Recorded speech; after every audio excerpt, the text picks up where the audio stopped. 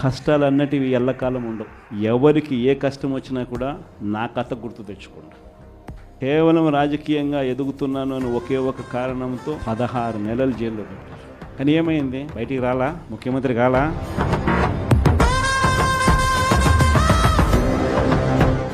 ఎవరికైనా ఇంతే.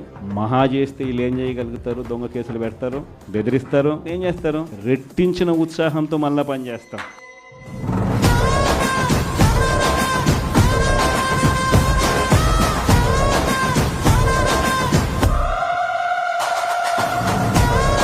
ఎవరెవరైతే మిమ్మల్ని జైల్లో పెట్టే కార్యక్రమం ఎవరెవరైతే చేస్తారో, మంచి చేసిన వాళ్ళని గుర్తుపెట్టుకోండి, చెడు చేసిన వాళ్ళని గుర్తుపెట్టుకోండి. ఊరికే చూస్తూ ఊరుకో. వైఎస్ఆర్ కాంగ్రెస్ పార్టీ ఈ రాష్ట్రాన్ని ఏలుతుంది అని కూడా ఈ సందర్భంగా చెప్తాను. మరో 30 సంవత్సరాలు ఏళ్తామని కూడా ఈ సందర్భంగా కూడా మరి గట్టిగా కూడా చెప్తాను.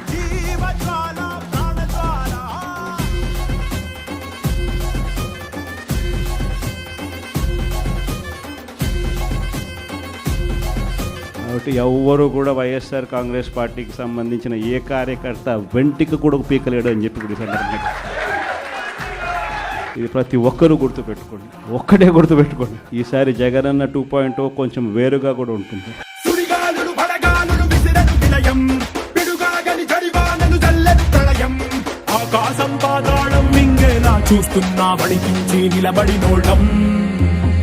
ఈసారి జగనన్న 2.0 కార్యకర్త కోసం ఎలా పనిచేస్తుందో కూడా చూపిస్తుంది.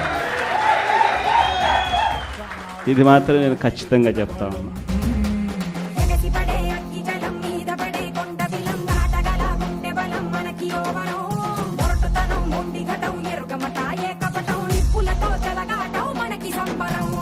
ఎందుకనంటే జగనన్న 1.0లో బహుశా కార్యకర్తలకి నేను అంత గొప్పగా బహుశా చేయలేకపోయి ఉండొచ్చేమో. కానీ జగనన్న 2.0కి వచ్చేసరికి మాత్రం చంద్రబాబు నాయుడు కార్యకర్తలకు పెడతా ఉన్న ఇబ్బందులు చూసా, కార్యకర్తలు పడతా ఉన్న అవస్థలు చూసా, కార్యకర్తలు పడతా ఉన్న బాధను గమనించా. వీళ్ళ కోసం గట్టిగా మీ జగనన్న ఉంటాడని సందర్భంగా గట్టిగా చెప్తాను.